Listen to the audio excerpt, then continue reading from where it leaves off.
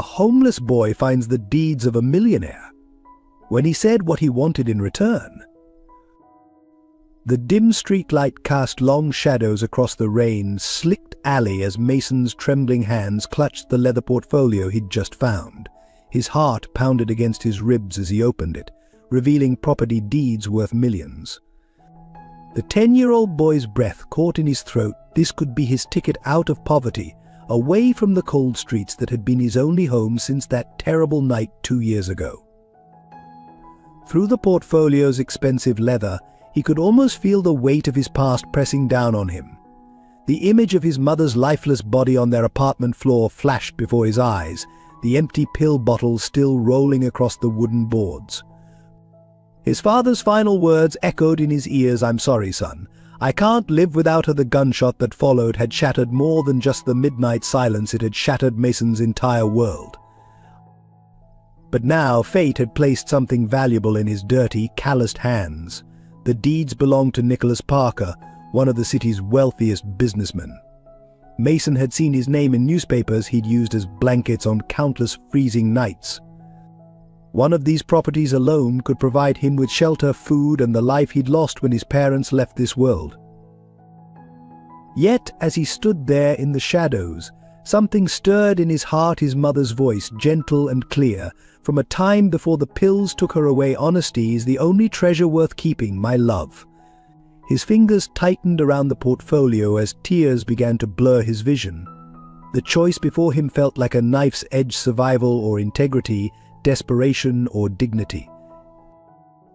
Looking up at the towering mansion at the end of the street, its windows glowing with warmth he hadn't felt in years, Mason made his decision.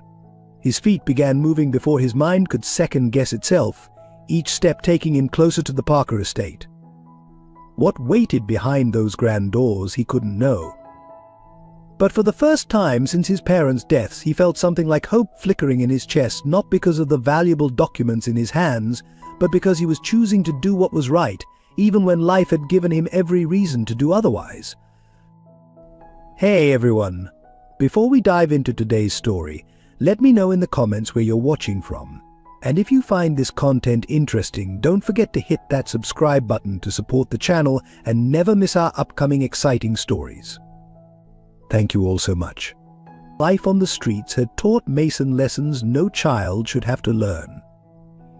At 10 years old, he had mastered the art of becoming invisible when necessary and appearing harmless when visibility was unavoidable.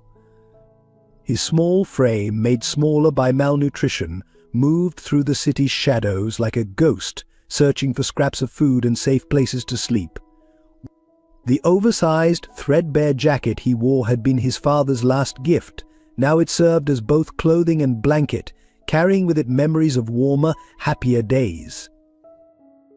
Every morning began before dawn, when the city was still quiet enough that he could hear his own heartbeat. Mason would emerge from whatever shelter he'd found, sometimes a cardboard box in an alley, sometimes the relative luxury of an abandoned building's doorway. His daily routine was a careful dance of survival, checking dumpsters behind restaurants before they opened, hanging around school zones where kind-hearted parents might spare some change, and always watching for danger. The memories of his parents' deaths haunted him like persistent shadows. That fatal night 2 years ago played on repeat in his dreams. His mother, once beautiful and full of life, had succumbed to the demons that came in little orange bottles. Mason remembered how she'd changed over the years, becoming a hollow version of herself, until finally he found her motionless on their apartment floor. The pill bottle lay empty beside her, a silent witness to her final moments. His father, a man who had once filled their home with laughter and warmth, couldn't bear the loss.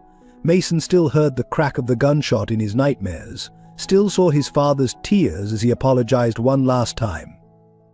The police had come. There had been discussions about relatives and foster care, but Mason had run away before they could lock him into a system he feared more than the streets. Sometimes in his darkest moments he wondered if he should have stayed, but the freedom of the streets, harsh as it was, felt safer than the unknown of foster homes.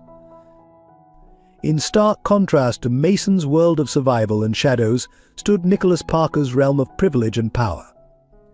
The 55-year-old business magnate had built his empire from the ground up, but success had come at a personal cost. His wife's death during childbirth 15 years ago had left him a single father to their son James, and the weight of that responsibility had shaped every decision since. Nicholas's imposing figure commanded respect in boardrooms across the city, his sharp business acumen matched only by his reputation for fair dealing. Behind the carefully maintained facade of success, Nicholas carried his own burdens. His massive estate, with its manicured gardens and marble halls, felt emptier with each passing year. Despite his best efforts, the relationship with his son James had grown increasingly strained. The ghost of his late wife seemed to hover in every corner, her absence a constant reminder of what their family had lost. James Parker, at 15, was a study in contradiction. Privileged but lonely, intelligent but bitter, he had grown up in the shadow of his father's success and his mother's absence. From the outside, he appeared to have everything: wealth, education, opportunity, but inside he nursed a deep-seated anger at the world. His father's dedication to work had left him feeling neglected, and his mother's death had created a void no amount of money could fill. The thought of sharing his father's attention with a street urchin was more than he could bear. The young heir watched from his window each morning as their chauffeur drove his father to work, leaving him alone in the vast mansion with only the staff for company. His prep school classmates either fawned over his wealth or resented it, leaving him with acquaintances but no true friends. James had learned to wear his privilege like armor, using it to keep others at a safe distance while secretly yearning for genuine connection. As Mason made his way through the city's underbelly and the Parkers moved through their world of privilege, none of them could have predicted how their lives were about to intersect. The property deeds in Mason's hands would serve as the catalyst for a chain of events that would challenge everything they thought they knew about family, loyalty, and redemption. The city continued its daily rhythm, oblivious to the drama about to unfold within its streets, where a simple act of honesty would set in motion changes that would ripple through all their lives forever. The grand iron gates of the Parker estate loomed before Mason, their intricate designs seeming to mock his ragged appearance. His heart thundered in his chest as he pressed the intercom button, the leather portfolio clutched tightly against his chest like a shield. The crackle of the speaker made him jump, and a stern voice demanded to know his business. Mason's voice trembled as he explained about the documents, half expecting to be dismissed or worse, accused of theft. To his surprise, the gates slowly opened with a mechanical whir. The long walk up the curved driveway felt like crossing an ocean, each step taking him further from his world of survival and deeper into unknown territory. The mansion grew more imposing with every step, its windows staring down at him like judgmental eyes. Mason's worn sneakers left faint, dirty marks on the pristine pathway, making him acutely aware of how out of place he was in this realm of wealth and privilege. The massive front door opened before he could knock, revealing Harrison, the Parker family's long-serving butler. The elderly man's face was a careful mask of professional neutrality, but his eyes betrayed a hint of suspicion as they traveled from Mason's matted hair to his threadbare clothes. "Mr. Parker will see you in his study," Harrison announced, his crisp British accent making Mason feel even more inadequate. The interior of the mansion left Mason breathless. Crystal chandeliers hung from soaring ceilings, their light dancing off marble floors and antique furniture that probably cost more than he'd ever seen in his life. Family portraits lined the walls, generations of Parkers staring down at him as he followed Harrison through the maze of corridors. Among them, Mason noticed a beautiful woman with kind eyes who bore a striking resemblance to James' missus Parker, he guessed, whose death had left such a void in this household. Nicholas Parker's study was a testament to power and success, with floor-to-ceiling bookshelves and a massive mahogany desk that dominated the room. The man himself stood by the window, his tall frame silhouetted against the morning light. When he turned to face Mason, his expression was unreadable, but his eyes were sharp and assessing. "So, you're the boy who found my documents," Nicholas stated, his deep voice filling the room. Mason nodded, stepping forward to place the portfolio on the desk with trembling hands. "Yes, sir. I found them in an alley near 5th Street. I saw your name and I thought you'd want them back." As Nicholas examined the contents of the portfolio, the door suddenly burst open. James Parker strode in, his prep school uniform immaculate, his face contorting with disdain at the sight of Mason. "Father, I need to—" He stopped short, his nose wrinkling as if he'd smelled something unpleasant. "What's going on? Who is this?" Nicholas looked up from the documents, his expression softening slightly. "This young man has just returned some very important property deeds that went missing yesterday. Documents that could have caused us significant problems if they'd fallen into the wrong hands." He turned to Mason, his gaze intensifying. "Why did you bring these back? You must have known their value." Mason felt James's hostile stare burning into him as he answered truthfully, "It was the right thing to do, sir.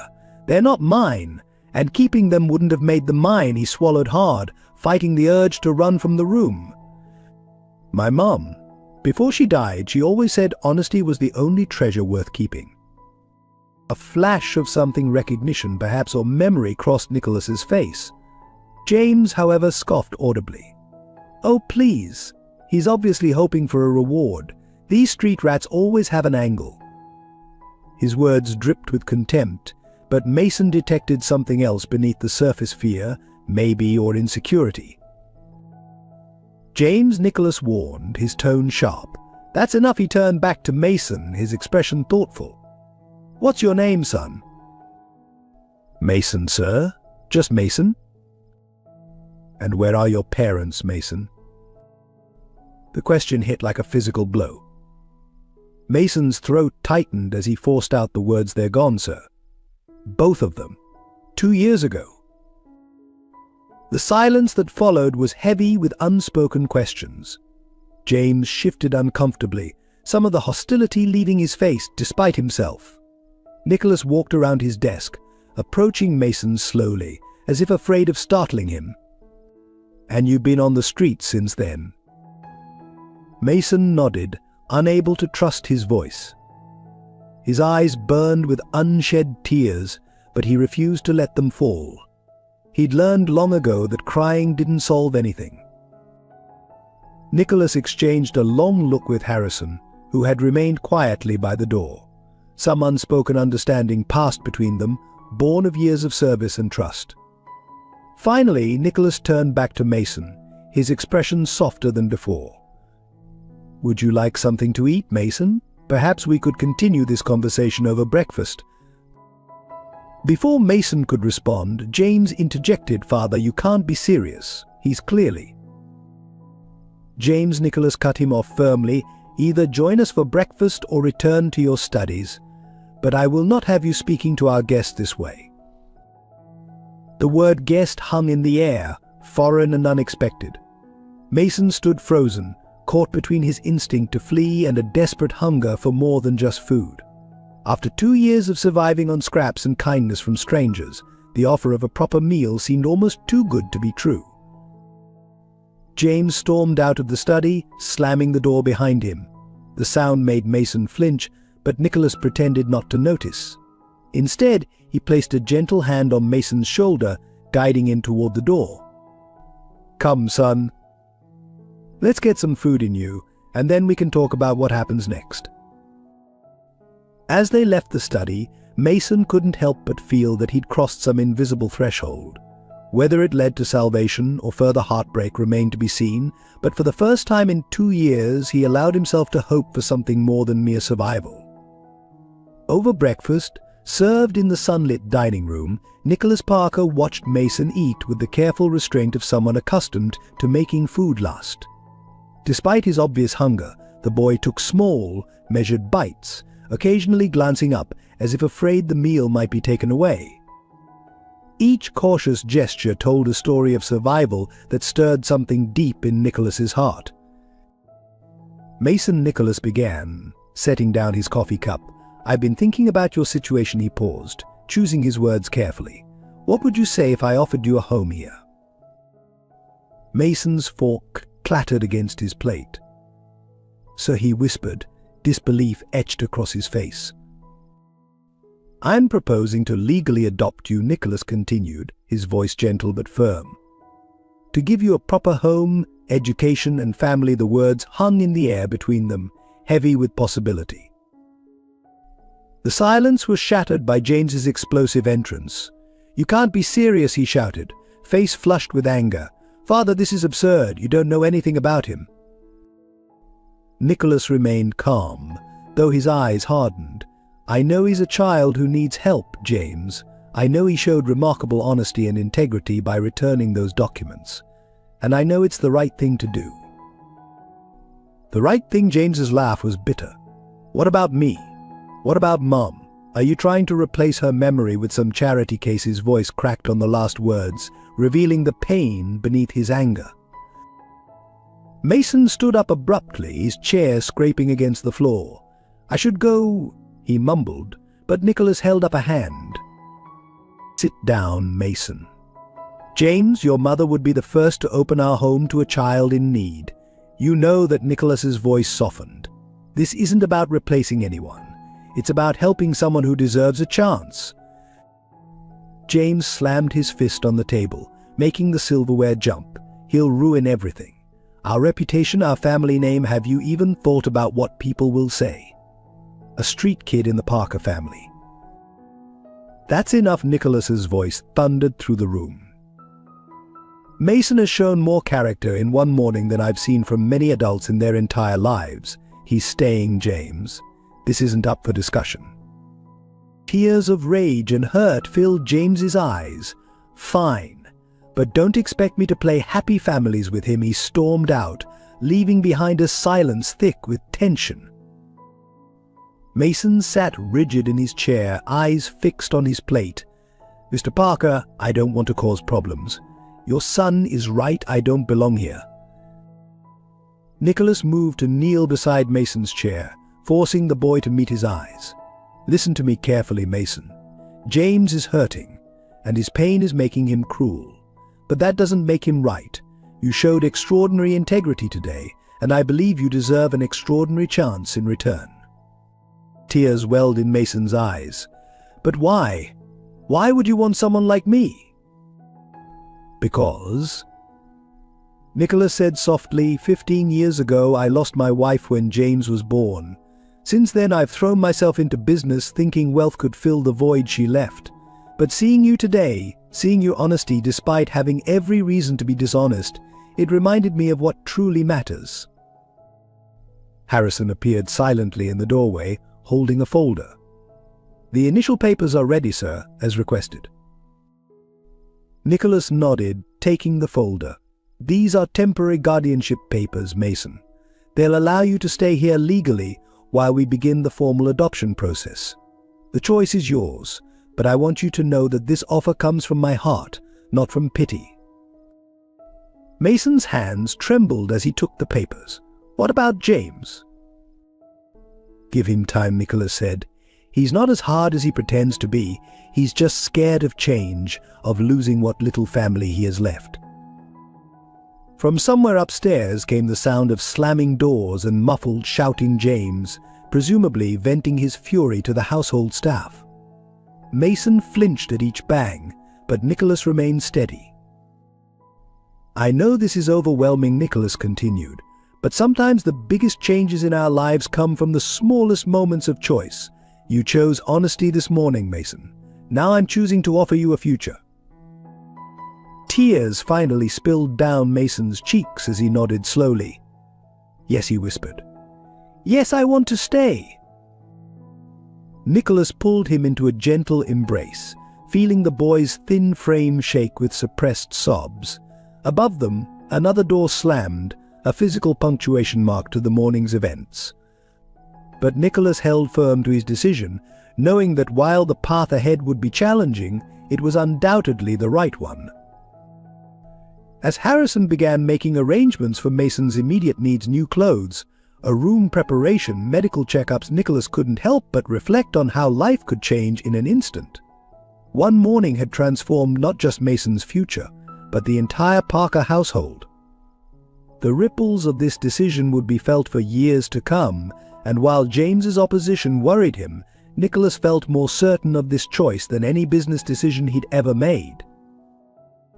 In that moment, as morning sunlight streamed through the dining room windows, a new family was born, irregular, uncertain, and facing countless challenges, but born nonetheless of kindness, hope, and the simple choice to do what was right.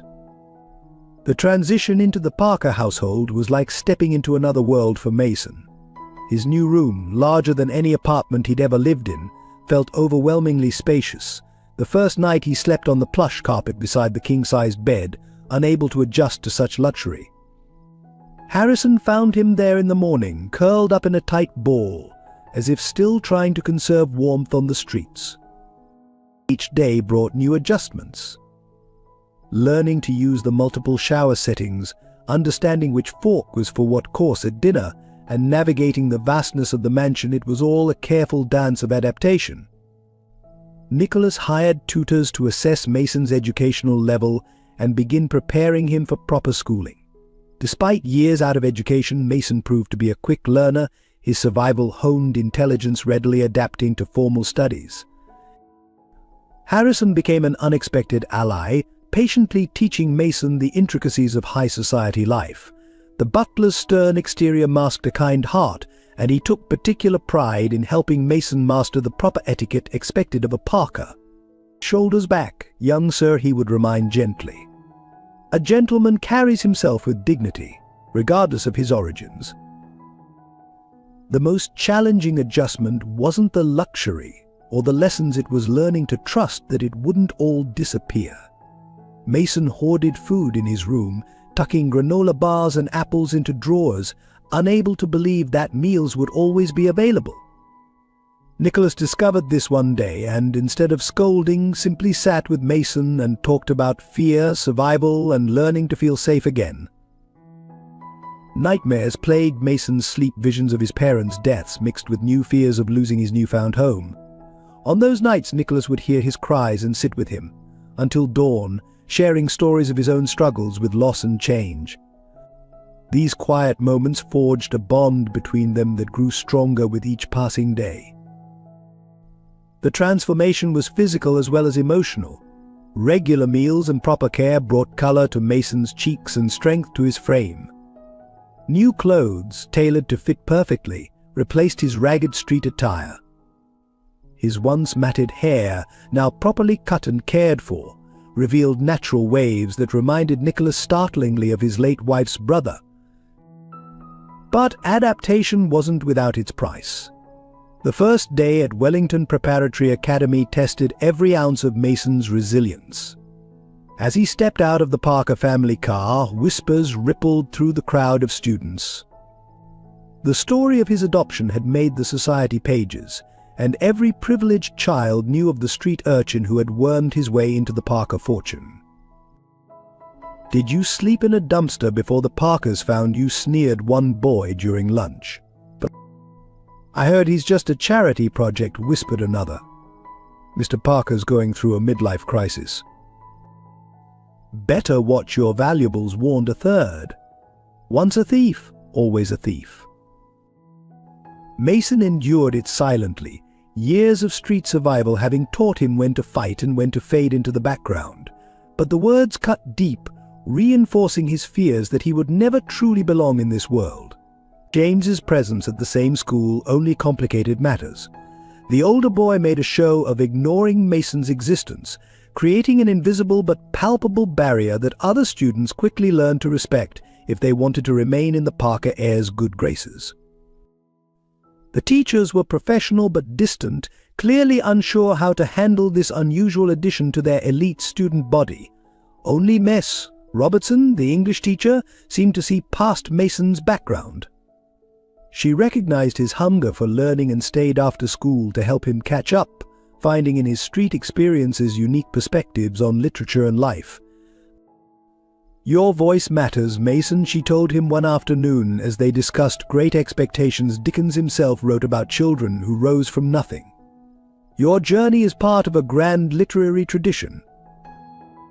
But not everyone shared MS. Robertson's enlightened view. Parents complained about their children sharing classes with someone from his background. There were whispered concerns about security and social contamination. The school board held meetings, though Nicholas's substantial donations and impeccable reputation kept them from taking any action. Throughout it all, Mason poured himself into his studies with a determination born of knowing this might be his only chance at a different life. His street-honed ability to observe and adapt served him well in academics.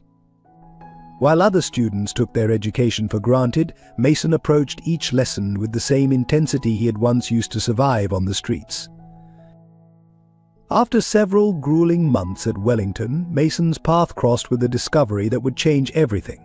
During a community service project at a local orphanage, an ironic requirement for Wellington's privileged students, Mason found himself face to face with his past. In the play yard, among the other children, he spotted a small girl with hauntingly familiar features. Sarah, age 6, had his mother's eyes and their father's gentle smile. Mason's hands trembled as he read her file, smuggled out by a sympathetic social worker. She had been placed in the system shortly after his own disappearance, bouncing between foster homes before landing at St. Michael's Orphanage. All this time, he had had a sister he never knew existed, a final secret his mother had taken to her grave. The revelation shook Mason to his core. While he had found sanctuary in the Parker mansion, his own flesh and blood had been lost in the system. Sarah didn't recognize him. She had been too young when their family fell apart, but Mason knew instantly.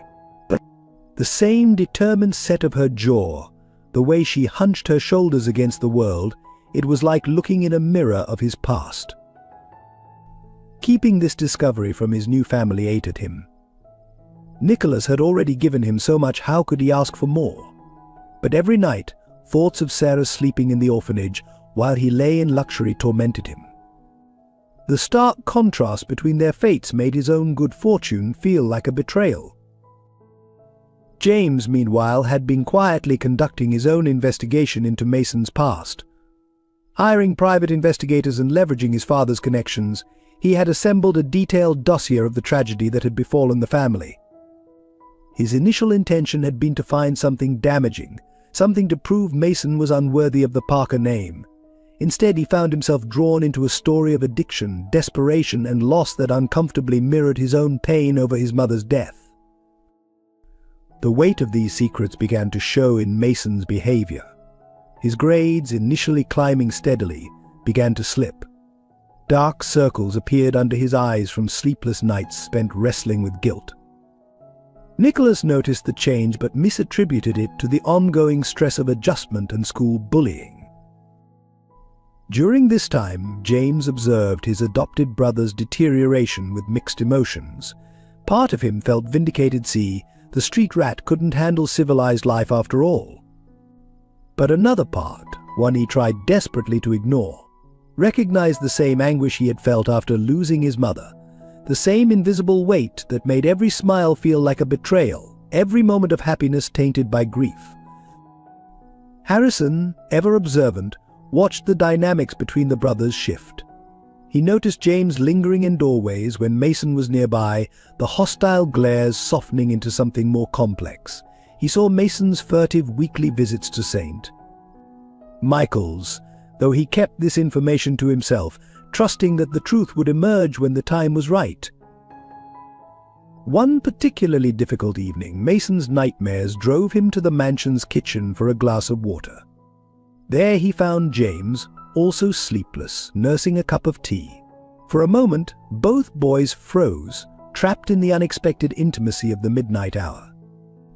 Then James, perhaps softened by exhaustion, asked quietly, "What do you dream about?" The simple question broke something in Mason. Before he could stop himself, he was telling James everything about his parents, about Sarah, about the crushing guilt of having found safety while she remained alone. James listened in silence, his tea growing cold, seeing for the first time not an intruder in his home, but a brother carrying burdens as heavy as his own. That late-night conversation marked a subtle shift in their relationship. While James didn't immediately become welcoming, The active hostility began to fade. Sometimes, when the whispers at school grew particularly vicious, James would unexpectedly appear at Mason's side, his mere presence enough to silence the tormentors. Small gestures of understanding began to replace the wall of resentment, building a fragile bridge between their wounded hearts. But the discovery of Sarah had set in motion events that would soon test these tentative bonds of brotherhood. As Mason struggled with how to tell Nicholas about his sister, forces beyond his control were already beginning to move, threatening to unravel everything he had gained and reveal secrets that would shake the Parker family to its foundations. The delicate balance of their new family unit teetered on the edge of change, while behind the mansion's stately walls, each member of the household carried their own hidden truths, waiting for the moment when all would be revealed. Mason's journey from the streets had brought him to a crossroads where past and present collided, and the choice he would make next would determine not just his future, but the fate of two families bound together by circumstance and choice. During a glittering charity gala at the Parker Mansion, the worlds of wealth and poverty collided in spectacular fashion. Mason, now dressed in a tailored tuxedo that masked his humble origins, stood uncomfortably among the city's elite. His months of etiquette training under Harrison's watchful eye had prepared him for the mechanical aspects of such events, but nothing could have prepared him for what was about to unfold. James had been watching his adopted brother throughout the evening, nursing a hidden conflict. The dossier he'd compiled about Mason's past burned in his pocket like a loaded gun. He'd spent weeks debating whether to use it, his initial desire for revenge warring with his growing understanding of Mason's character. But when he overheard two board members questioning his father's judgment in adopting a street child, something inside him snapped. "Ladies and gentlemen," James's voice cut through the elegant murmur of conversation. He stood on the grand staircase, commanding attention just as his father had taught him. "I believe it's time we address the elephant in the room." His eyes found Mason's across the crowd, and for a brief moment, regret flickered across his face. Mason felt his heart stop as James pulled out a folder. He recognized the private investigator's logo on its cover, and in that moment he knew his carefully constructed new life was about to shatter. "Many of you have wondered about my new brother's background," James continued, his voice carrying a tremor that only Mason seemed to notice. "Well, I've done some research. Mason's mother wasn't just any addict, she was Caroline Wells, the infamous embezzler who stole millions from her investment firm clients before overdosing. And his father, Thomas Wells, who chose suicide over facing justice for his role in the scheme." The room erupted in gasps and whispers. Mason stood frozen, feeling the weight of hundreds of judgmental eyes. Nicholas, who had been across the room speaking with donors, pushed through the crowd, his face pale with shock and anger. Their son disappeared before authorities could question him about his knowledge of their crimes. James pressed on, though his voice had lost some of its certainty, and now he's positioned himself to inherit the Parker fortune. The accusations hung in the air like poison. Mason could hear the whispers growing. "I knew there was something off about him. A criminal's son can't escape bad blood." The room began to spin as memories he'd fought so hard to suppress came flooding back. The sight of his mother's lifeless body, his father's final gunshot, the terror of running before the authorities could take him away. Nicholas reached the stairs, his voice thundering with rage. "James, stop this immediately." But the damage was done. The carefully constructed facade of Mason's new life had cracked, revealing the painful truth beneath. Society matrons pulled their children away from him, as if his parents' crimes were contagious. Business associates whispered behind their hands, already composing the gossip they would share at their next social gathering. Mason felt his legs moving before his mind could process what was happening. He pushed through the crowd, ignoring Nicholas's calls, running from the pitying looks and disgusted whispers. He made it to the garden before his legs gave out, collapsing beside the fountain where he had spent so many peaceful afternoons studying. The sound of footsteps made him tense, But it was James who appeared, his face a mask of conflicting emotions. "I didn't. I wasn't going to," he started, but Mason cut him off. Why Mason's voice was barely a whisper, was destroying me worth it? Does it make you feel better about your own pain? James sank onto the fountain's edge, the folder falling from his trembling hands. They were questioning Father's judgment. I wanted to prove I was protecting the family, but he trailed off, realizing the hollow nature of his justification. Nicholas found them there, his face lined with worry and anger. "Inside, both of you," he commanded. "This night isn't over." In Nicholas's study, the truth emerged in its entirety. Mason, his voice shaking, explained everything: how his mother's addiction had begun with prescription pills after a car accident, how his father had started embezzling to pay for her increasingly expensive habit, how he had found her body and heard his father's final moments. He spoke of running away, of surviving on the streets, and finally of Sarah.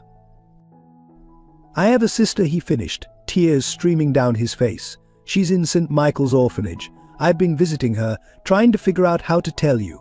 I understand if you want me to leave now." The scandal. Nicholas raised his hand, silencing Mason's words. "You are my son," he said firmly. "Nothing in your past changes that. Your parents' mistakes are not yours to bear." He turned to James, his expression hardening.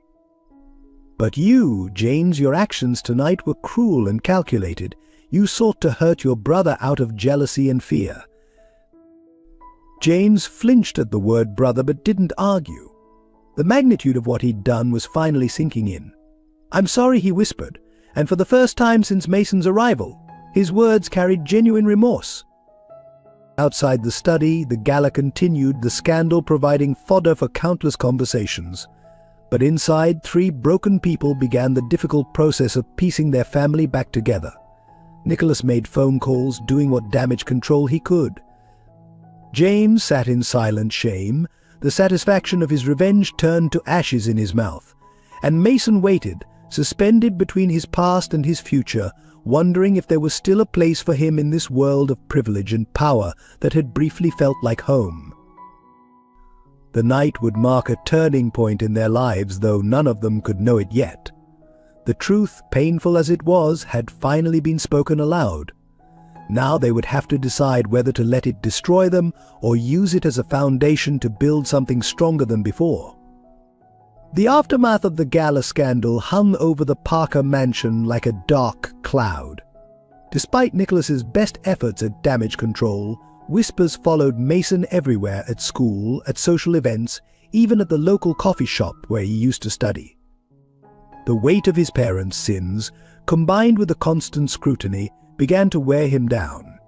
Yet it was during this difficult period that an even greater tragedy struck the family. It happened on a seemingly ordinary Tuesday morning. Nicholas was in his study, reviewing documents for an important merger, when the first signs appeared. His vision blurred, words swimming on the page before him. A sharp pain shot through his left arm, and as he reached for his phone to call Harrison, the world tilted sideways.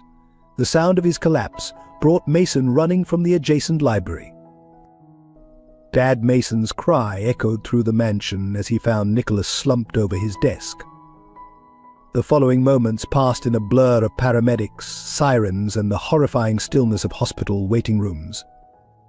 James arrived breathless, having broken multiple speed limits in his rush from school, his face pale with fear. The doctor's diagnosis was devastating: a severe stroke, likely brought on by years of stress and overwork.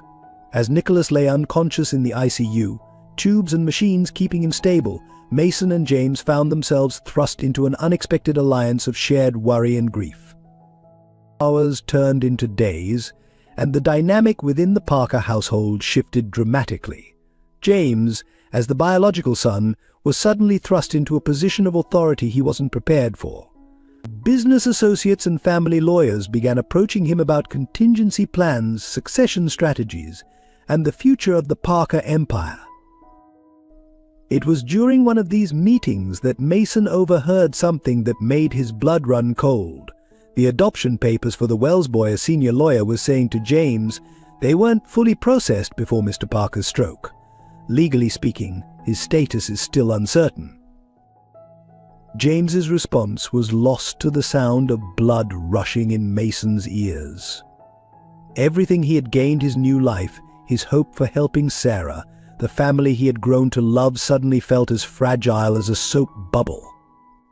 Without Nicholas's protection, he was once again just a street kid with a criminal legacy. The situation deteriorated further when Regina Parker, Nicholas's sister and James's aunt, arrived from Boston. She took one look at Mason and her lips thinned with disapproval. "This simply won't do," she declared during a family meeting. "With Nicholas incapacitated, we need to think about what's best for the family name. Having a child with such a background, it's not appropriate." "He's my brother James," said quietly, surprising everyone in the room, including himself, but Regina was undeterred. "He's a charity case that nearly destroyed Nicholas's reputation." And now, with Nicholas unable to complete the adoption, she turned to Mason directly. "You must understand, dear. It would be better for everyone if you return to the system until you're of age." Mason felt the walls closing in. The hospital bills were mounting, and he knew the whispers about his presence straining the family's resources. Even Harrison, usually his steadfast ally, seemed unable to meet his eyes when Regina brought up the subject of his departure. That night, as Mason sat beside Nicholas's hospital bed, holding his unconscious father's hand, he made his decision. "I'm sorry, Dad," he whispered, tears falling freely. "I can't let them tear the family apart because of me. James needs to focus on you and the business. And Sarah, I'll find another way to help her." Returning to the mansion, Mason packed quietly in the dead of night. He took only what he had arrived with, leaving behind the expensive clothes and school supplies. In their place, he left letters, one for Nicholas, one for James, and one for Harrison. Each contained his thanks, his apologies, and his reasons for leaving. The last thing he packed was a framed photo of him and Nicholas from his first Christmas with the family. In it, they were both laughing, Nicholas's arm around Mason's shoulders, as they stood before the enormous Christmas tree. Mason tucked it carefully into his old backpack, a reminder of what it felt like to belong. As he crept down the grand staircase for the last time, Mason heard movement in the kitchen.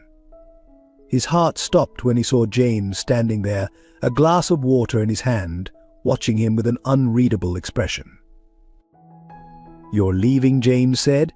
It wasn't a question. Mason nodded, unable to speak past the lump in his throat. "Aunt Regina's wrong," James continued, setting down his glass. "Father would never want this." "But she's right about one thing," Mason replied softly. "The family needs to focus on your father's recovery. My presence here, especially now, it's just making everything harder." James took a step forward, and for a moment Mason thought he might try to stop him. Instead, his adopted brother reached into his pocket and pulled out an envelope. "Take this," he said, pressing it into Mason's hand. "It's not much, but it should help you get started somewhere new." Mason tried to refuse, but James insisted. "Consider it an apology." "For the gala, for everything," his voice cracked slightly. "I never hated you, you know. I was just scared of losing what little family I had left. And now—" "Take care of him," Mason whispered, fighting back tears. "And James, thank you for calling me your brother, even if it was just once." With that, Mason slipped out into the night, leaving behind the only real home he'd known since his parents' deaths.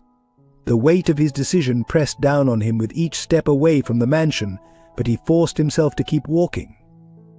He had survived on the streets before he could do it again.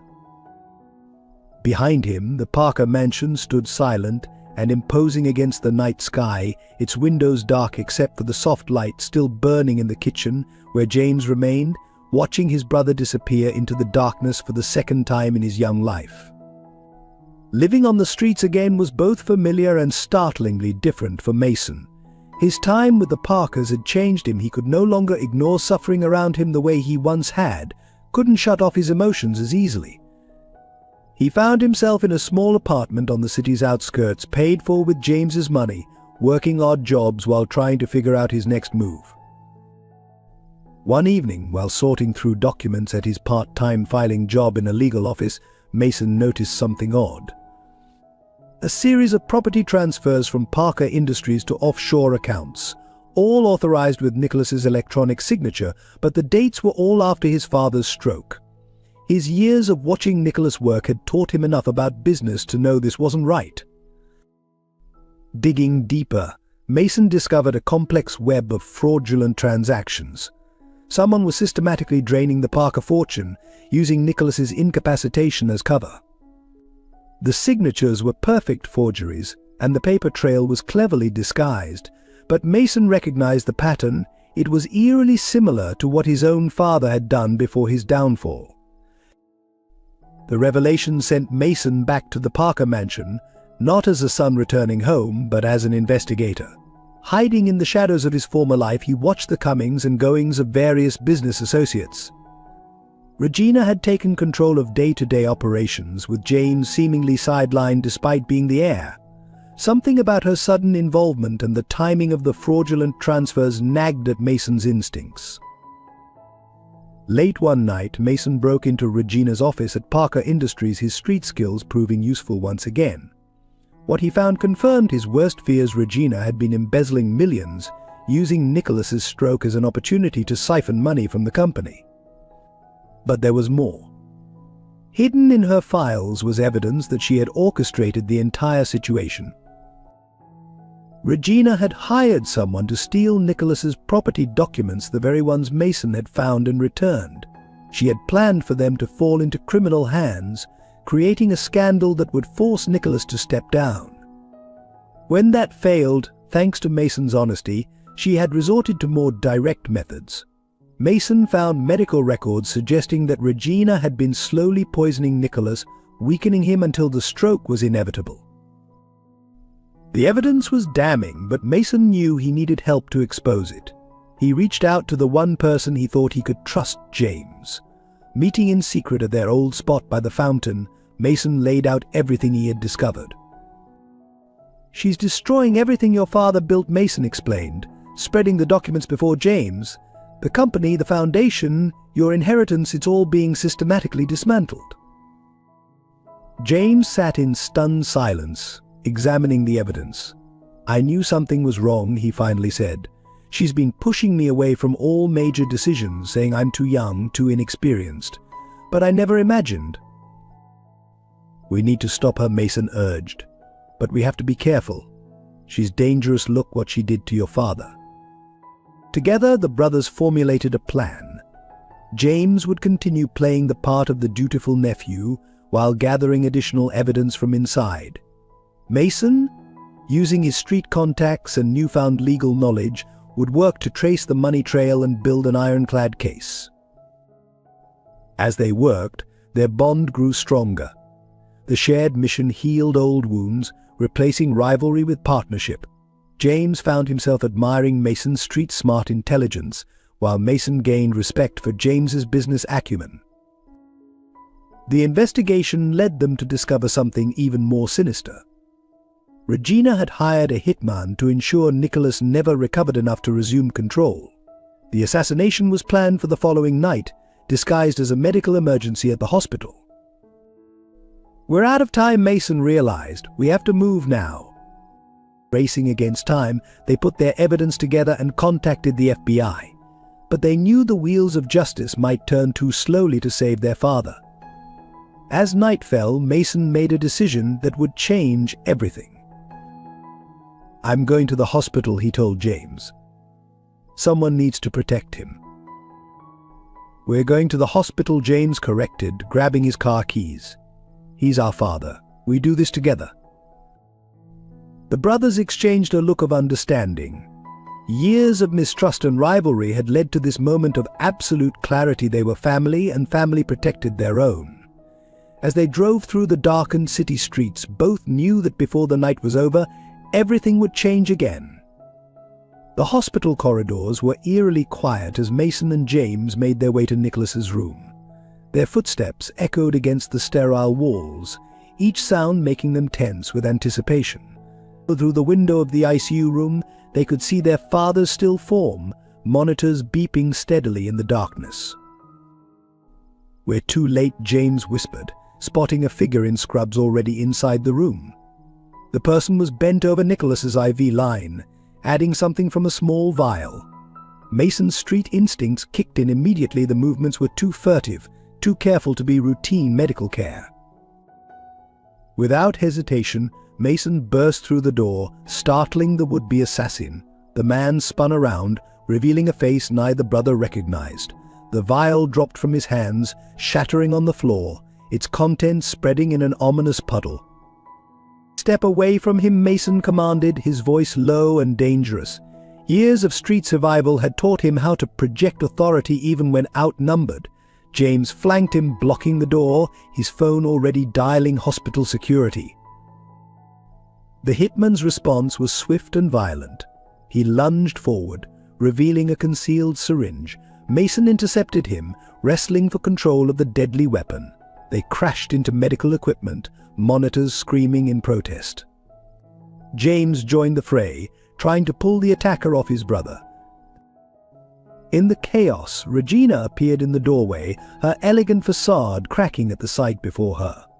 "What are you doing here?" she hissed, her composed mask slipping to reveal the desperation beneath.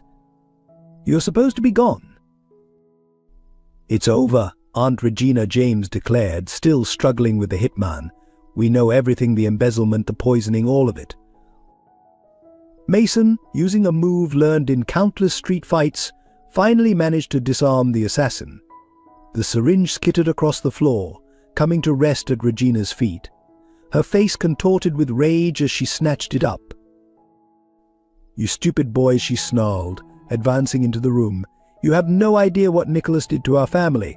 Our father built this company from nothing, and Nicholas stole it from him. I'm just taking back what's rightfully ours." "By killing your own brother," James's voice cracked with disbelief. "By destroying everything he built." Regina's laugh was bitter. "Everything he built it on betrayal. Your grandfather trusted him, made him CEO over me because I was too emotional. Then Nicholas forced him out, took everything for himself. And now you two, a spoiled brat and a street rat, think you can stop me." The hitman, momentarily forgotten, used the distraction to break free.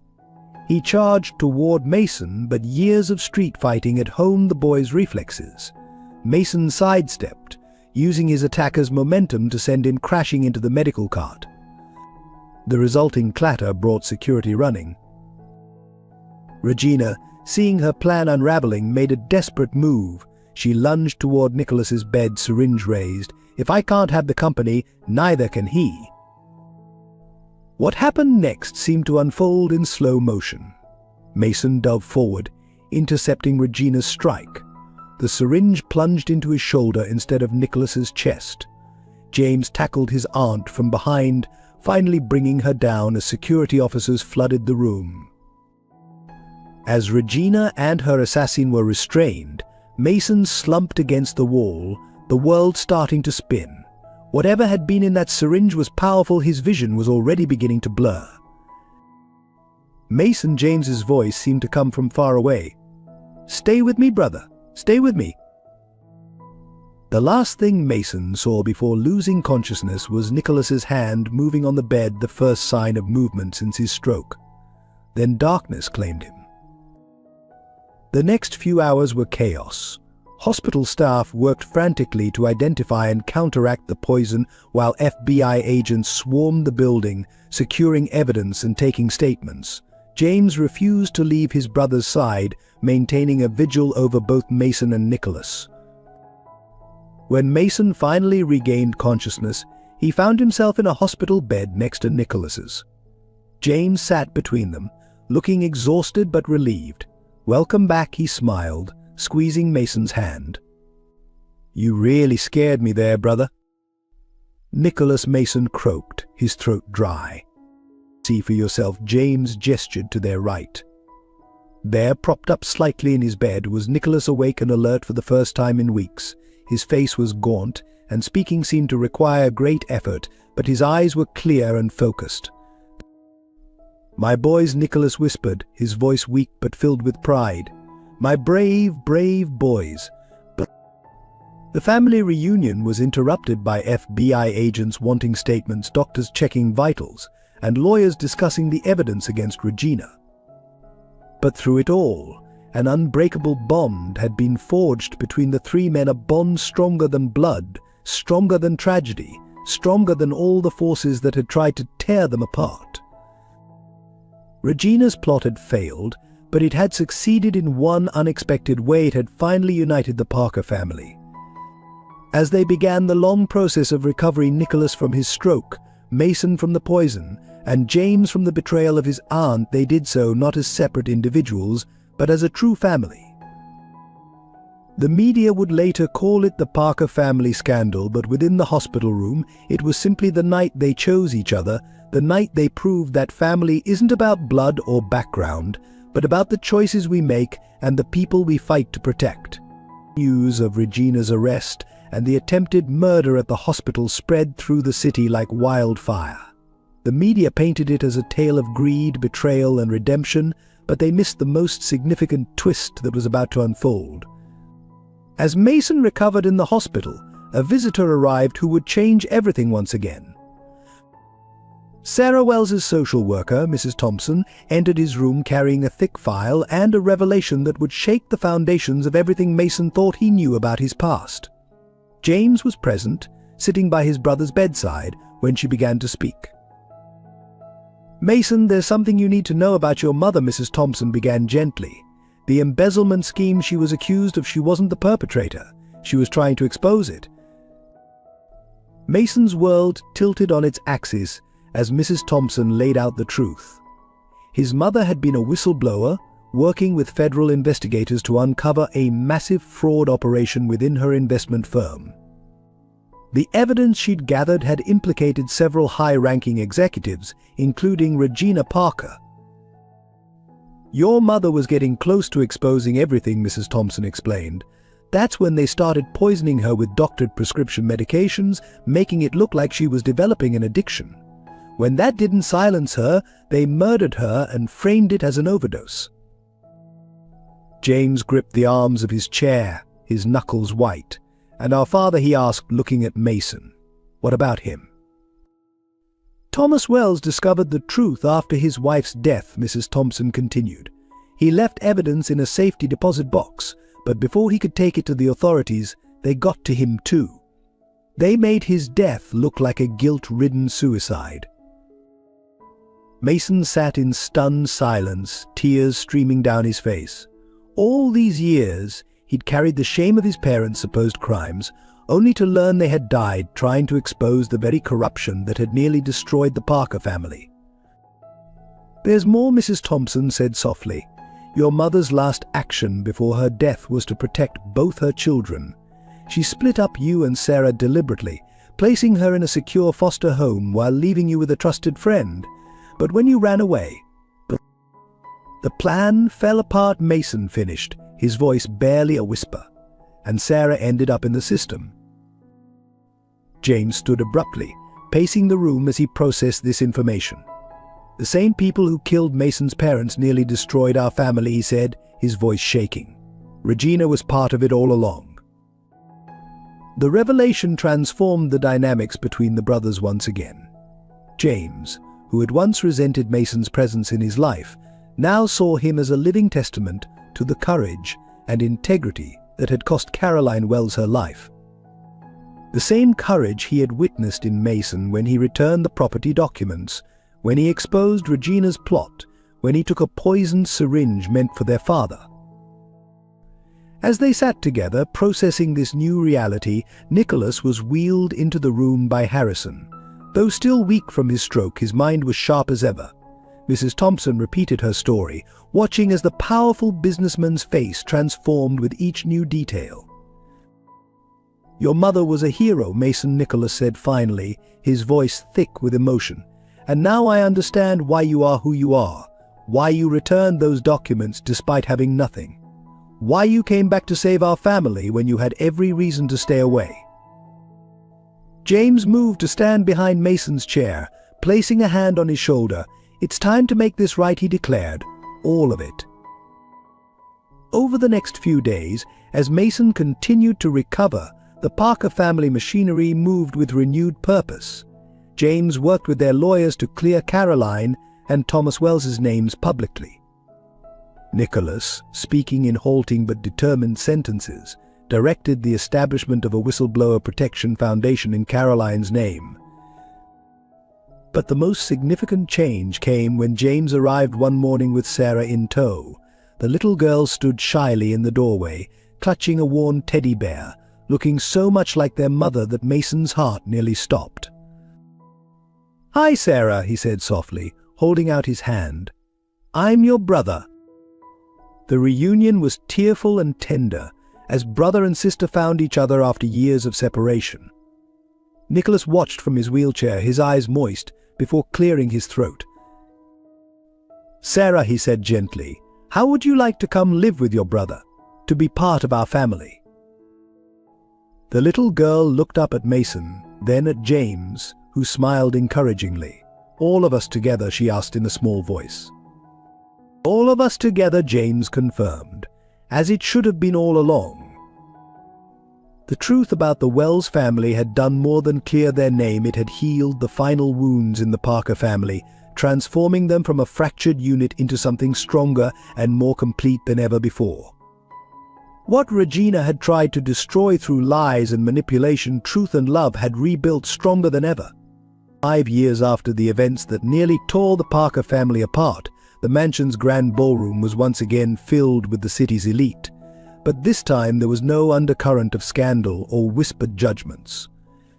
Instead, they had gathered to celebrate the launch of the Caroline Wells Foundation for Truth and Justice, dedicated to protecting whistleblowers and their families. Nicholas Parker, now fully recovered from his stroke, though walking with a slight limp, stood proudly at the podium. On either side of him stood his sons James, whose once cold exterior had melted into quiet strength, and Mason, whose street-smart wisdom had matured into remarkable leadership. Beside Mason, now 15, Sarah stood tall, her mother's determined spirit shining in her eyes. 5 years ago. Nicholas began, his voice strong and clear. Our family learned the true meaning of courage and justice through tragedy. Caroline Wells, whose name we honor today, gave her life to expose corruption. Her children, whom I am blessed to call my own, taught us that family transcends blood. And that truth, no matter how painful, sets us free. The foundation would become their shared legacy, a testament to Caroline's sacrifice and a weapon against the kind of corruption that had claimed her life. James headed the legal department, while Mason directed outreach programs for affected families. Sarah, though young, had already shown a passionate interest in the Foundation's mission, determined to carry forward her mother's legacy. After the speeches and applause, the family retreated to their favorite spot in the garden. Harrison appeared with a tray of hot chocolate, a tradition he had started during Mason's first days in the mansion. As they sat together under the stars, Sarah pulled out an old photograph she had recently discovered. "Mom looks so happy here," she said softly, showing them a picture of Caroline Wells laughing at a park, her arms around a young Mason. She was fighting for justice even then, wasn't she? Mason pulled his sister close. "She was fighting for us, Sarah, for what was right, just like we're doing now." James, who had been unusually quiet, cleared his throat. "I have something to tell you all," he said. "I've been working on a special project. The old Wells family home, I bought it back, had it restored." He turned to Mason and Sarah. "I thought, maybe it could be a safe house for families in the program. A place where they can feel protected while their cases are processed." Mason stared at his brother, overwhelmed by the gesture. The home where he had lost everything would now become a sanctuary for others facing similar battles. It was a perfect transformation, a symbol of their family's journey from tragedy to triumph. But Nicholas reached out, gathering all three of his children close. "Your mother would be so proud," he told Mason and Sarah. "And so am I of all of you. We've built something remarkable here, something that will outlast us all." The Foundation's first case arrived just a week later, a young mother and her two children fleeing a situation eerily similar to Caroline's. The Parker family rallied around them, offering not just protection and legal support, but understanding born from personal experience. As Mason showed them into the renovated Wells home, now a safe haven, he caught a glimpse of his reflection in the window. No longer the frightened street child who had once returned a lost portfolio, nor the wounded boy who had fled the mansion in shame. He saw instead a young man who had found his purpose, surrounded by a family bound together by choice rather than just blood. Sarah's voice called from upstairs, excited about showing the children their rooms. James was in the study, already working on the legal documentation, while Nicholas spoke softly with the mother, offering reassurance born from experience. Harrison moved quietly through the house, ensuring everyone's comfort with his usual efficiency. This was their legacy, not the Parker fortune or the Wells tragedy, but the family they had built from the ashes of both. A family that stood for truth, justice, and the unshakable belief that love could overcome any obstacle. As the sun set over the city, casting long shadows across the garden, where so much of their story had unfolded, Mason smiled. His mother's words echoed in his memory. "Honesty is the only treasure worth keeping." She could never have known how that simple lesson would shape not just his life, but the lives of so many others. The Parker Wells family had become living proof that sometimes the greatest families are forged not in perfect circumstances, but in the fires of adversity, strengthened by choice and sustained by love that transcends all boundaries. And in the end, that was the greatest legacy of all. Sacred wounds, a message of hope and faith. Sometimes our deepest pain becomes our greatest purpose. Like Sarah and Michael's journey, your struggles aren't just random acts of fate, they're sacred wounds that God will transform into channels of blessing. I think of that moment when you felt most alone, most broken. Like Sarah, homeless with Emma on that rainy night. Like Michael, grieving Claire's loss. Like their heartbreak when they lost baby Matthew. These aren't just moments of pain, they're holy ground where God is writing a larger story. Your tears, your sleepless nights, your unanswered prayers, they're not unnoticed. Every tear you've shed is counted.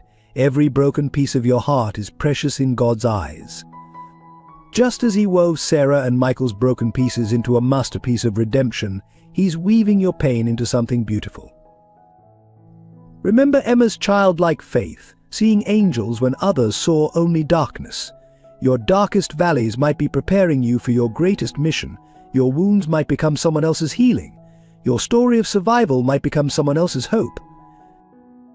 Like the twins being born after the loss of Matthew, sometimes our greatest blessings come disguised as our deepest sorrows. That relationship that broke you, that dream that died, that loss that seemed unbearable, these are the very places where God plants the seeds of miracles. To those feeling lost tonight, wondering if God has forgotten you, He hasn't. Like Sarah finding her true family, your journey might be leading you to a destiny greater than you could imagine. Your broken road might be a bridge to someone else's salvation. Your faith in the darkness, your courage to keep believing when everything seems hopeless, this is holy ground. Every step of trust, every moment you choose to believe despite your pain, is building a testimony that will outlive you. So hold on, precious soul. Like the convent bells ringing hope over Chicago, your story of survival will someday ring hope into another's darkness. Your tears are watering the garden of your future testimony. Your wounds are being transformed into windows through which God's light will shine to others. Remember, in God's hands, nothing is wasted. Not your pain, not your past, not your broken dreams. Just as he turned Sarah and Michael's story of homelessness and loss into a legacy of hope through Matthew's Light Foundation, he can turn your tragedy into triumph, your pain into purpose. You're not just surviving, you're being prepared for a divine appointment with destiny. Your scars will become someone's sign of hope. Your story of survival will become someone's reason to believe. So weep if you must, but know that dawn is coming. Grieve if you need to, but hold on to hope. Like Sarah and Michael discovered, sometimes our deepest wounds become our greatest testimony, and our darkest nights lead to the most beautiful dawns. You are loved. You are seen. You are part of a greater story. And just like Sarah and Michael's journey, your story isn't over. It's just beginning. Hold on, believe, and watch as God transforms your sacred wounds into channels of healing for others. For in his divine alchemy, no tear is wasted, no pain is purposeless, and every broken heart is just a canvas waiting for his masterpiece of redemption. Your miracle is coming. Your story will bring hope. Your pain will become purpose. This is his promise to you. This is your sacred journey. This is your story of redemption waiting to be told. If Sarah and Michael's journey touched your heart, please hit that subscribe button and join our storytelling family. Share their story of faith and redemption with loved ones who need hope. Drop a like if you felt moved, and leave your thoughts in the comments. Want part 2? Let us know below. Your support inspires us to create more meaningful stories that touch hearts and transform lives.